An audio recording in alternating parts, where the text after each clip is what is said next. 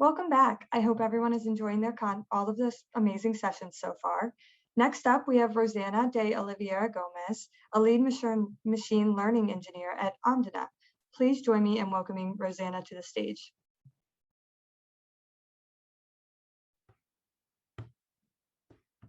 So hi everybody, 1 second, I'm just sharing my slides. So there we go. So thank you, Rachel, for the introduction, and hello everybody. I am Rosana. I hope you're having a lot of fun in this event and getting the chance to learn a lot. And today I would like to start thanking the organizers for the event for this very great opportunity to speak here to all of you, and to share a little bit of the work that we've been doing with Omdena in collaboration with the Seva Exchange. And in order to build a recommender system for volunteering work. And this is a project that has like a great potential to help communities across the globe.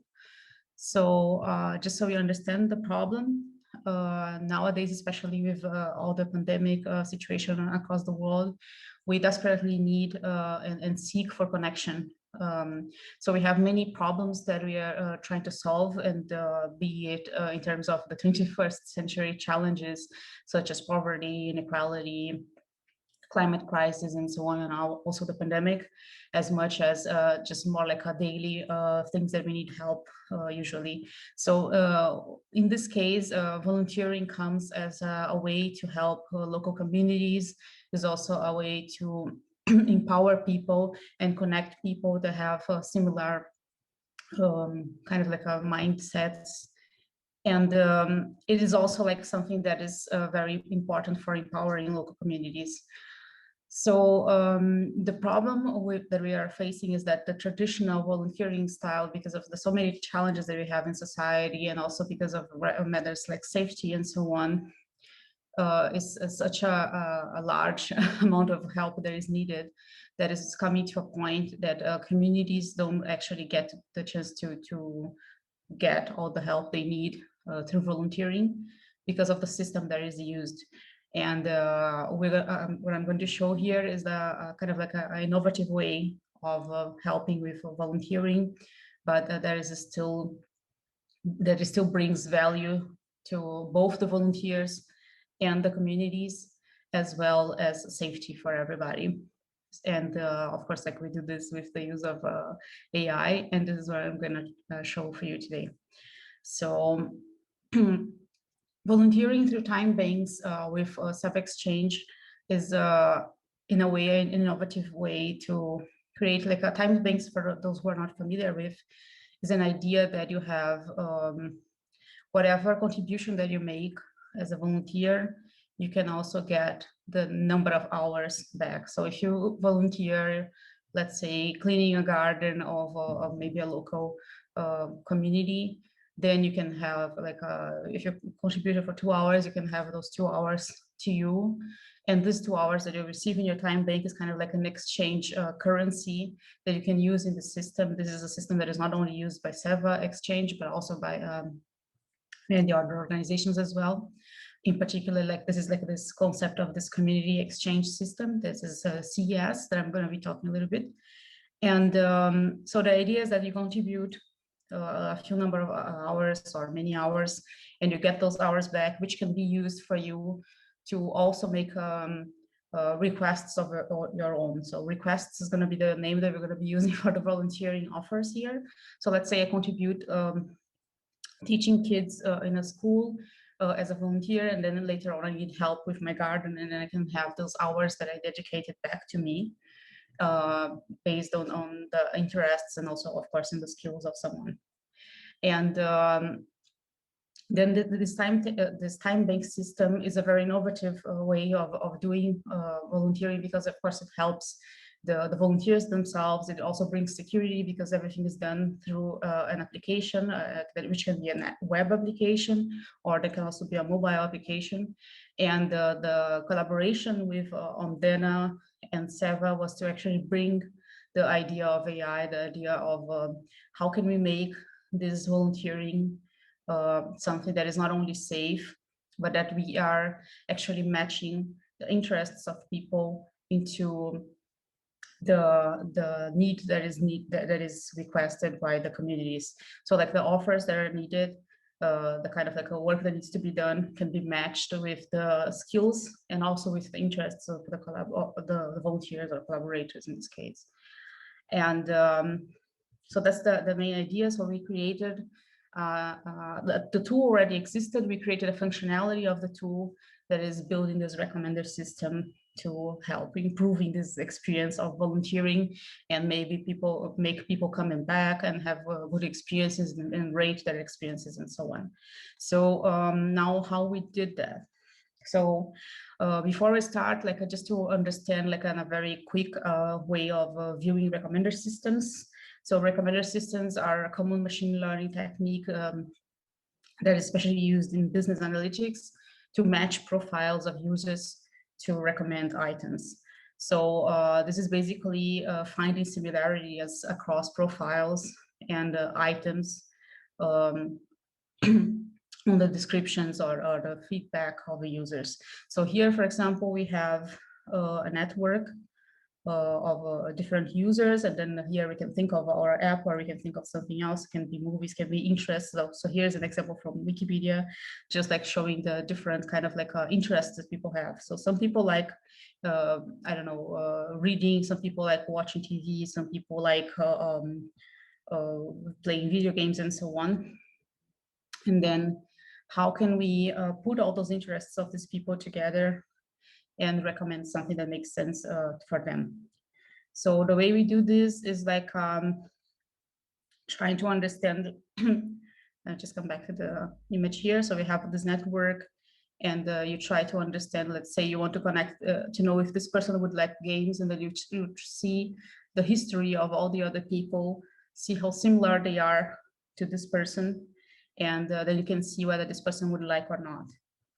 And so there are two types of recommender systems. One is a type that is related to finding the people that have like similar profile to yours, and then recommend what those people like. That is pretty much, for example, what Netflix does when you see like someone that you watched, people who watched this movie also like this other movie, and there is this other kind of recommender system that is, instead of looking to the profile of a user, is actually looking to the content of the item that you want to recommend, which in this case can be what is the genre of the movie. So maybe you like, you usually watch a lot of horror movies, and then therefore this movie is probably likely for you to enjoy as well.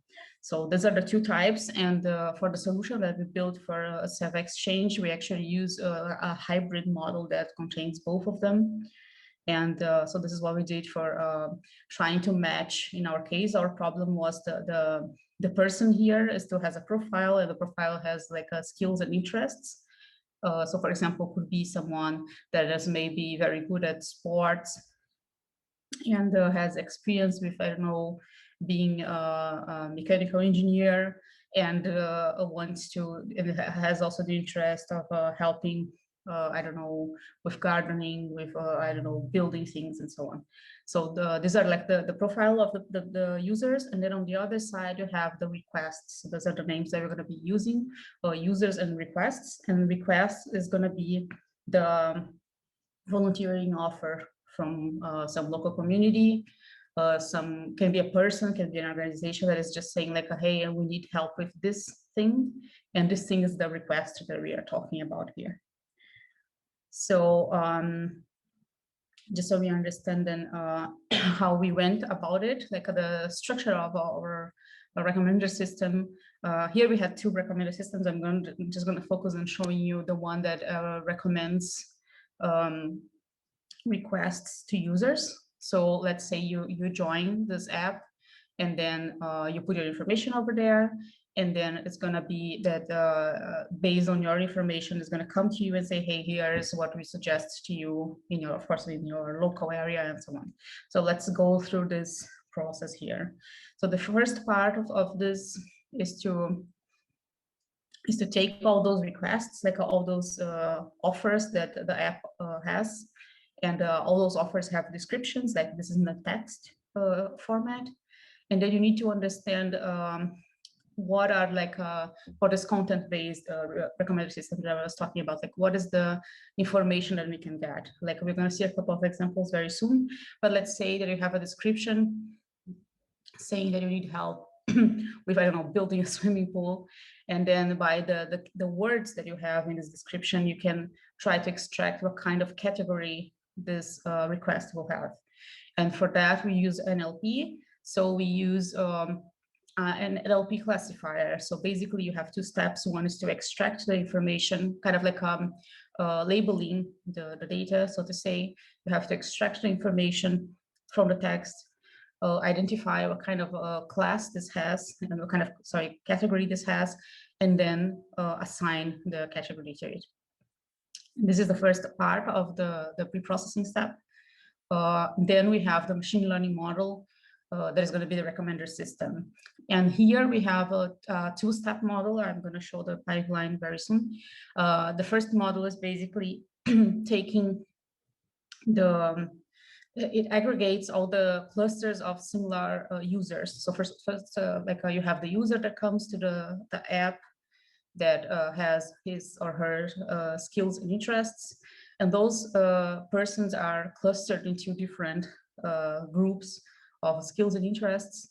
And then on the second part, you have then, for example, if I come, I have programming skills, I have teaching skills, and I am interested in working with children, let's say.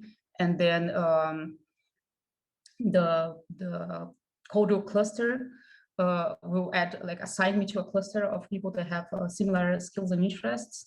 And then it's going to look into, from this group of people that has similar interests to me, what are the kind of categories of requests, like of volunteering offers that this is going to be offered to me.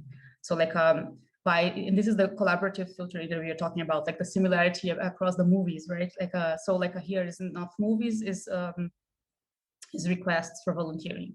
So it's looking basically similar people to you, usually with similar skills and interests, usually like to do this kind of volunteering. So maybe this is something for you.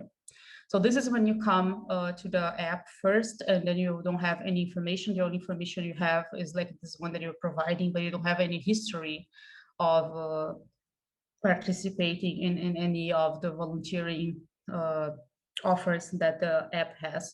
Then on the second stage, you can actually come when you already have maybe I already participated in a couple of volunteering, and then it comes and says, hey, this volunteering offer here, this request may be something for you, and this is based on the history, on the knowledge of the categories of projects that I participated before, or the volunteering offers that I participated before. And in this case, this second model is then the content-based, because it's looking into the content and into the categories of the requests that I already took before and that I liked, of course. And then it's like not only considering the similar people to me, but also the content of the offer itself.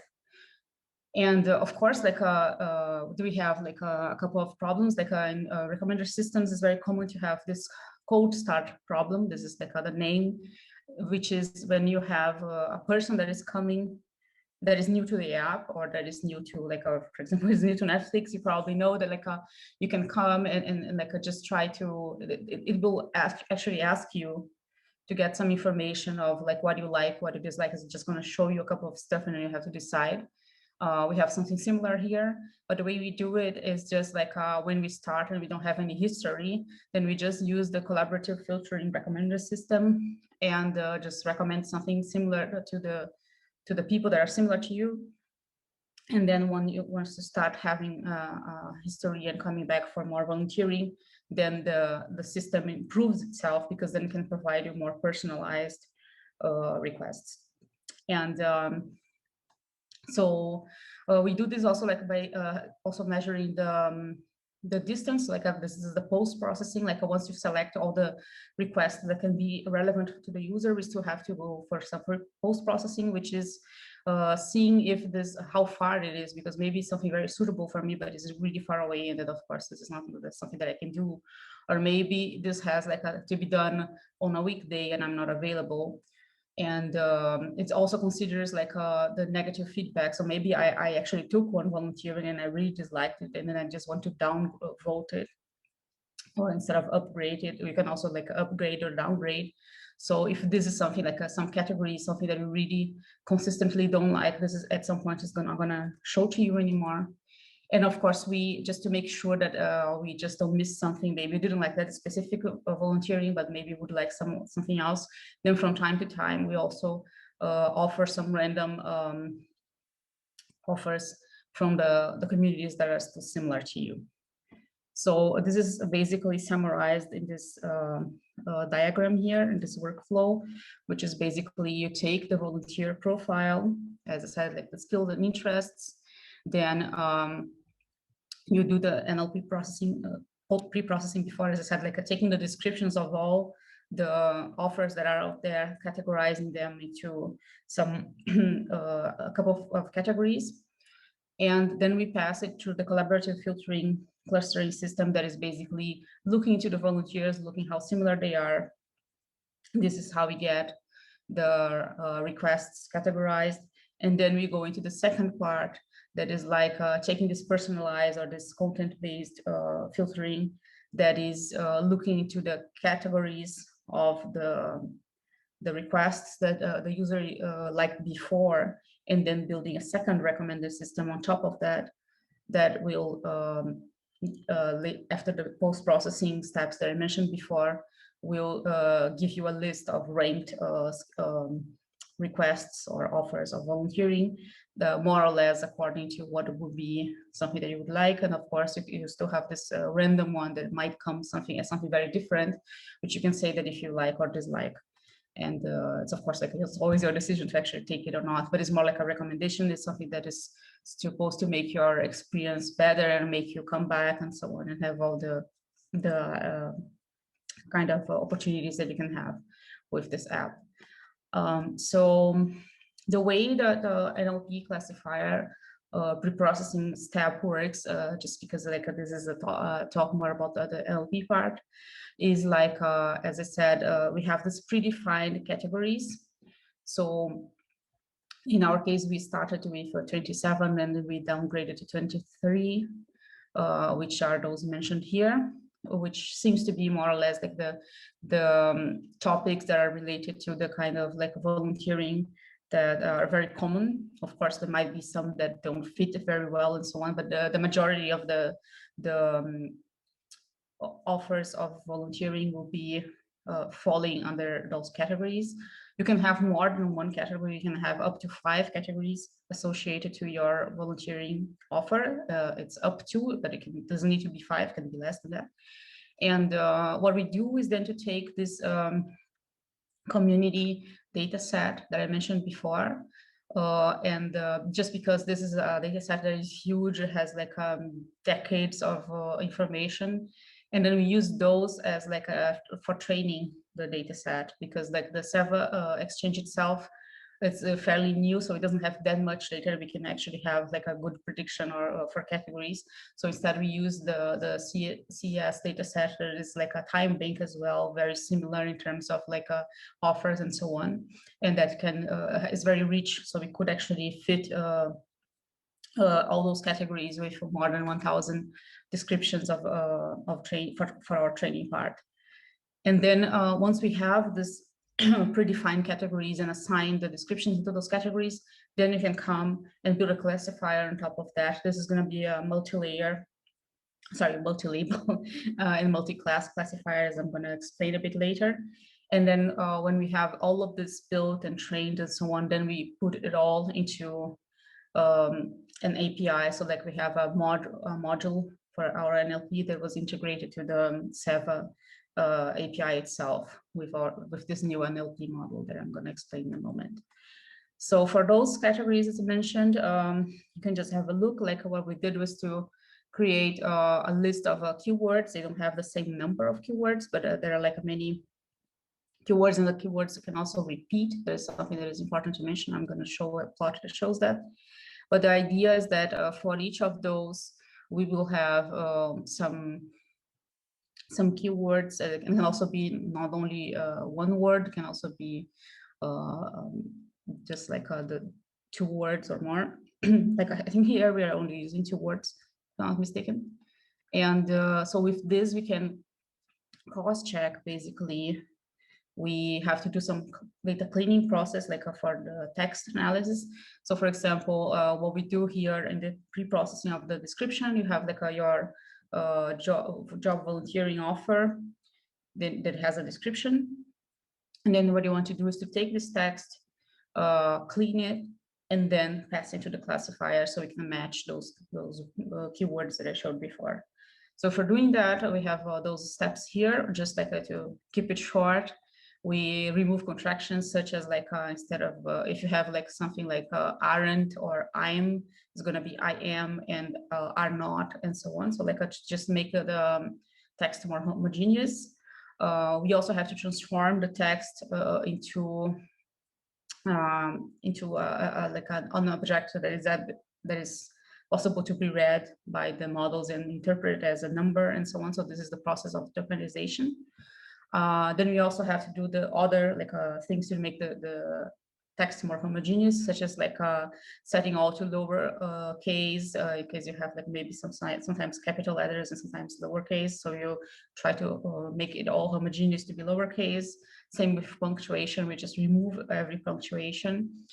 Same with stop words. Stop words are the words that are like always present in text, that it's going to be coming many times, but don't actually add any information. So to say, for example, like articles like the, a, prepositions like for, of, and so on.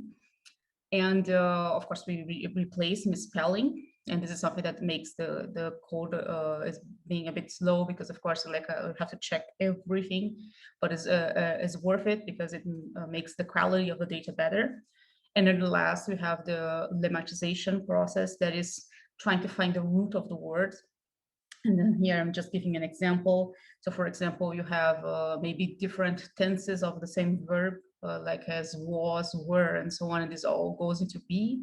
Or for example, you have like a running or ran and so on. It's all about running. So it's all about run.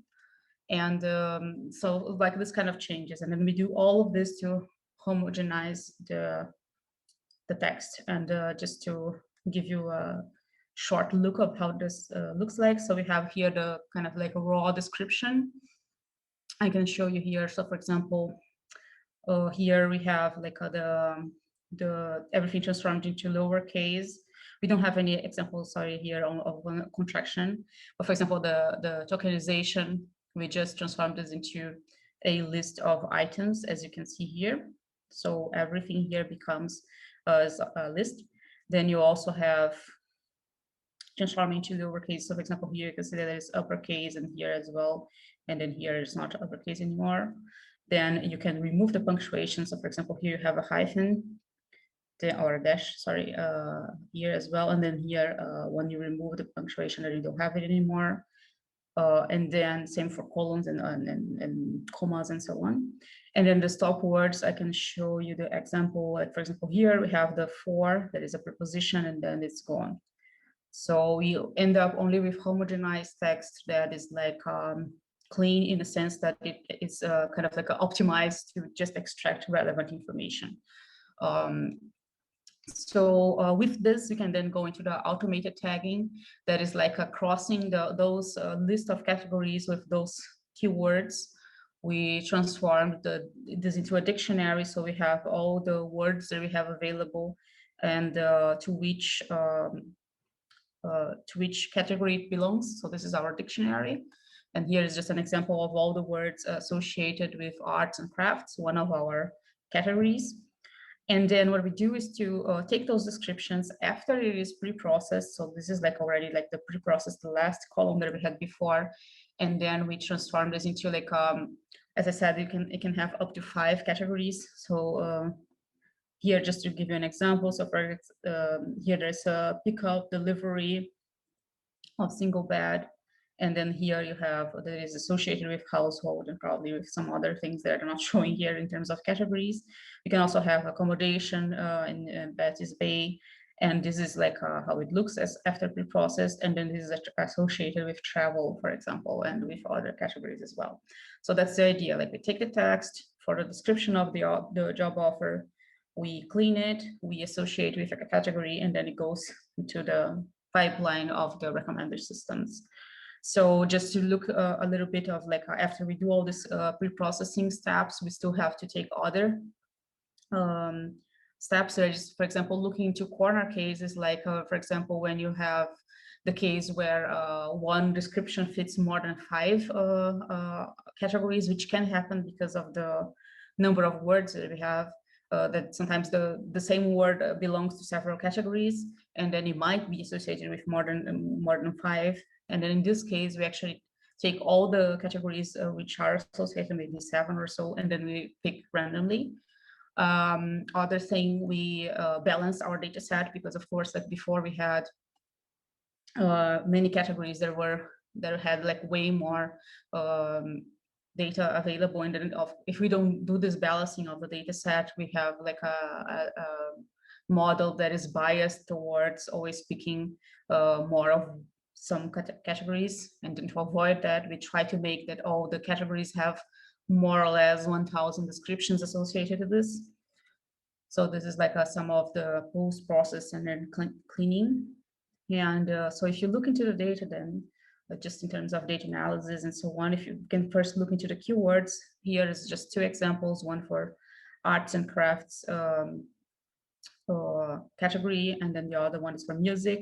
This, for example, I can show you like what I was talking about, that both have music as something associated. So if you have a text description that has music, probably will be associated with those 2 categories, maybe some others as well. And you can see that it's fairly consistent. So you have like a music as like lots of contributions in both of those categories in terms of descriptions. And here for music, you also have piano and lesson and festival and the other instruments as well, entertainment as well. And for arts and crafts, you also have, for example, like shoes, because you have like the the crafters that are sometimes maybe repairing shoes and so on. And you also have like other kinds of materials and the other topics, but they are overall very consistent. And we can also look into this for Biogram, so which instead of having just 1 word, we have a combination of 2 words. And then this starts to give you more information about those categories. So for example, here I'm showing for gardening and yard, and also culture. But then of course, this is when you start to see that it doesn't work perfectly all the time. But you can see that for example, for garden, and you have like lemongrass, then you have like fertilizers and so on. So overall, it's fairly similar or fairly like consistent. And the same for culture as well. I think there was, I just wanted to show an example. I think I'm showing later like how it doesn't work sometimes, because of course the system is not perfect. So this is all done with the data set from the CES. There is this community time bank that was so nice to like share the data with us. And when we build all of this, when we categorize everything, then now we can move it into the classifier. So like the idea is you take the description that you have, pass through this all NLP pre-processing for cleaning and balancing the data set and so on, and preparing for the classifiers. And then now you come and then you have a problem that is a multi-class problem, because you have 23 categories, and you also have a multi-label problem because it has several labels that you can assign. So for example, I said you don't need to assign only 1, can be up to 5. And for this kind of problem, it's always nice to use tree-based models, and this is what we did. In our case, we even have something that this model has to be retrained several times, like after we have more data from Seva, for our partner in this case, or after like from time to time, just like to see how the data grows and the descriptions grow in some specific communities. So for that, we actually use 3 models. which have those accuracy here for this specific data set. But every time you retrain the models, it will pick the one that has the highest. So in this case was the decision tree, but maybe in the future it's going to be some other of those other models, and then we can actually have this flexibility to have like some multiple models that is going to be trained on. So so here, just to show the results, we have the confusion matrix, just showing how the model performs very well. Like here is just an example for the traveling. Then out of like 3,000, more than 3,000 solutions, we have only a few false positives and false negatives. So this is like a 3, just because of the number, but it's like a 3 and 36 false positives and negatives, and out of 3,000. So this is a very good result. Then the next step is just integrating this into the Seva API. That there is something that we already did via Docker and so on. And then the next steps now are just like keep increasing the data quality, and also like release this new integration of the recommender systems into the Seva the mobile app. So with that, I would like to thank everybody and just like show the faces of our team. Thank you so much. All right. Thank you so much, Rosana. Audience, it's time to make your way to your next session.